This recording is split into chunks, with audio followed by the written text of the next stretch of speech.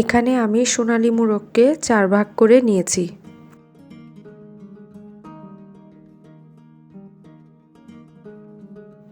এখন দিয়ে দিচ্ছি টক দই, দিয়ে দিচ্ছি স্বাদমতো লবণ, লাল মরিচের গুঁড়া দিচ্ছি অল্প করে। এখন এটাকে আমি ভালোভাবে ম্যারিনেট করে 1 ঘন্টার জন্য রেখে দিব। ফ্রিজে রাখার কোনো দরকার নেই।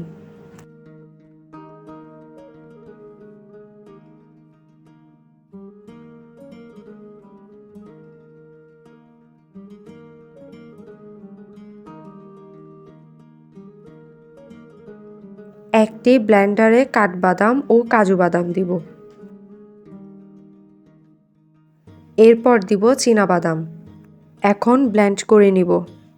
চলে যাচ্ছি মূল রান্নায়। প্রথমে তেল দিব। তেল গরম হলে দিয়ে দিব ঘি।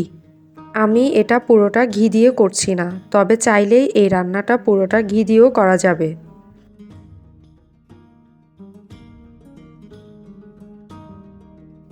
এবার দিয়ে দিচ্ছি তেজপাতা, দারচিনি, এলাচ, কালো গোলমরিচ। এবার এটাকে একটু নেড়ে দিব।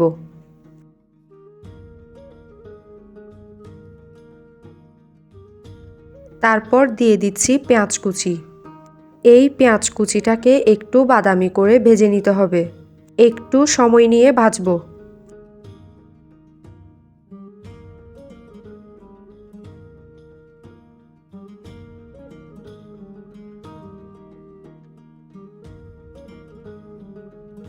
অল্প করে পানি দিয়ে দিলাম।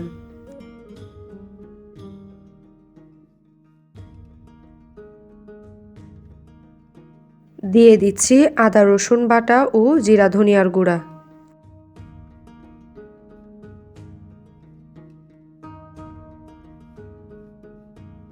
মশলাগুলো 2 মিনিট হালকা ভেজে নিয়ে দিয়ে দিচ্ছি গরম মশলা, স্বাদমতো লবণ। ম্যারিনেট করার সময় যেহেতু লবণটা দেওয়া আছে, তাই এখন লবণটা একটু বুঝে দিতে হবে। এখন দিয়ে দিব জয়ফল জয়িত্রী বাটা, চাইলে গুঁড়াও দিতে পারেন।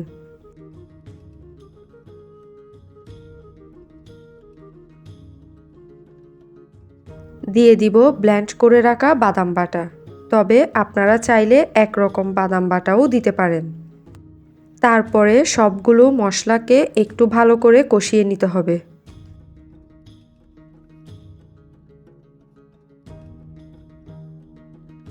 এখন আমি ব্লেন্ডারের বাদাম বাটার ধোয়া পানিটা দিয়ে দিচ্ছি।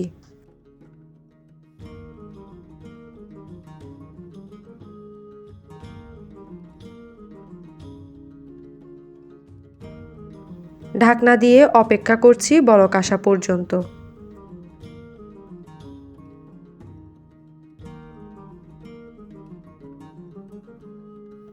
বলক চলে আসলে এখন দিয়ে দিচ্ছি ম্যারিনেট করা চিকেনগুলো।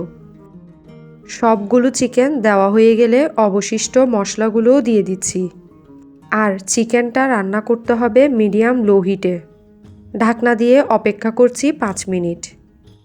5 মিনিট পর চিকেনগুলোকে উল্টিয়ে দিচ্ছি, যাতে করে সব পাশ সমানভাবে সেদ্ধ হতে পারে।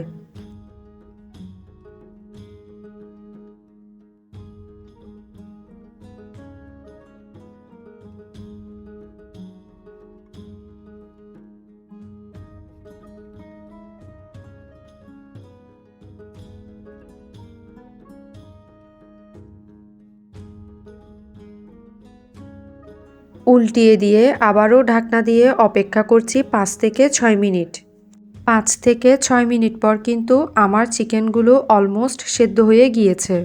মাঝে 2-1 বার নেড়ে দিতে পারেন, যেহেতু পানি কম তাই। দিয়ে দিচ্ছি কাঁচামরিচ, আলু বোখরা, কিশমিশ এবং অল্প চিনি।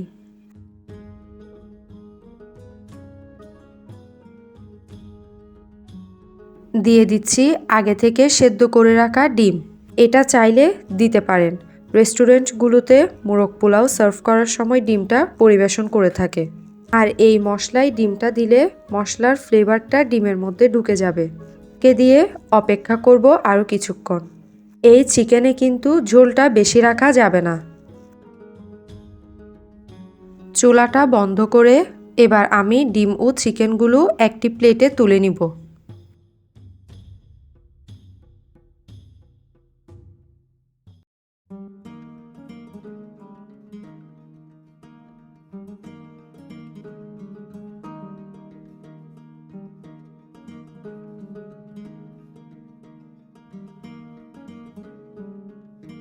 অবশিষ্ট এই মশলা থেকে আমি অর্ধেকটা মশলা একটি বাটিতে উঠিয়ে নিচ্ছি। এই মশলাটা আমরা পরবর্তী পোলাওতে ব্যবহার করব।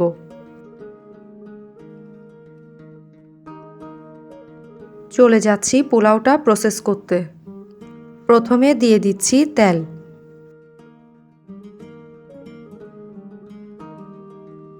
তেল গরম হলে দিয়ে দিব তেজপাতা, দারচিনি, এলাচ, লবঙ্গ এবং একটি বড় এলাচ।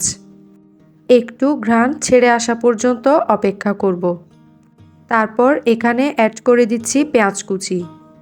আর এই পেঁয়াজ কুচিটাকে বাদামি করার প্রয়োজন নাই। হালকা একটু ভেজে নিয়ে দিয়ে দিচ্ছি আগে থেকে ধুয়ে পানি ঝরতে দেওয়া সুগন্ধি পোলাওয়ের চাল। এবার শুরু হয়ে গেল চালটাকে ভালো করে ভেজে নেওয়ার প্রসেস। আর হ্যাঁ, শাহি মোরগ পোলাও যেহেতু রান্না করছি, এখন দিয়ে দিতে হবে শাহি জিরা। এখন এখানে আমি অ্যাড করে দিচ্ছি ফুটন্ত পানি।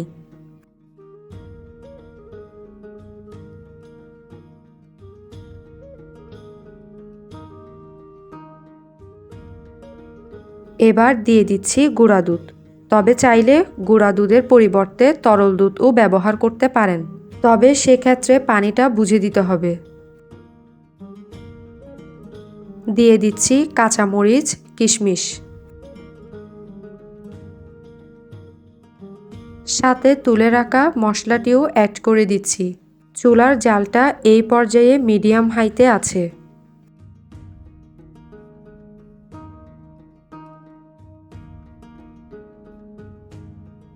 আর দিয়ে দিচ্ছি স্বাদমতো লবণ।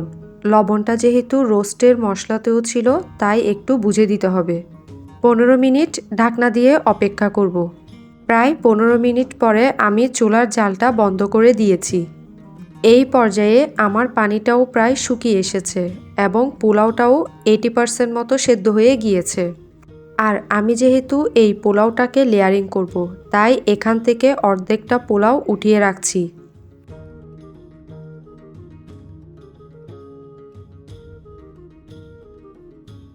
অর্ধেকটা পোলাও উঠিয়ে নেওয়ার পর বাকি পোলাওটাও একটু সমান করে দিচ্ছি।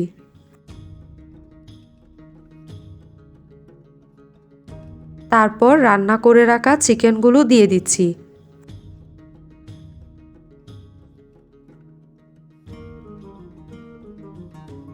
ডিম ও অবশিষ্ট ঝোল ও মশলাগুলোও দিয়ে দিতে হবে।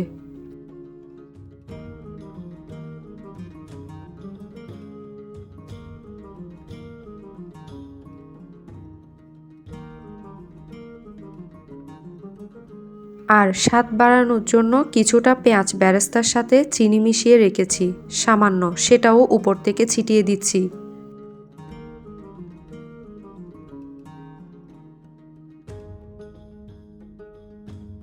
এবার উঠিয়ে রাখা পোলাও উপর থেকে সুন্দর করে বিছিয়ে দিতে হবে।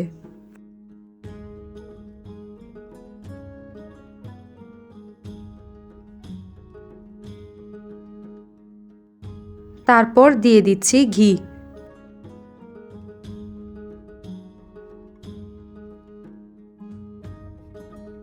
কিছুটা বেরেস্তা দিয়ে দিচ্ছি।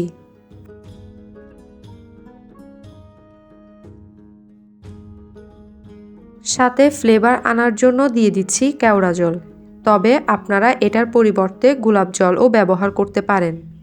এবার ঢাকনা দিয়ে দমে রাখছি 20 মিনিট। 20 মিনিট পর চুলা থেকে নামিয়ে নিচ্ছি। আপনারা দেখলে বুঝতে পারবেন এটা কতটা পারফেক্ট হয়েছে।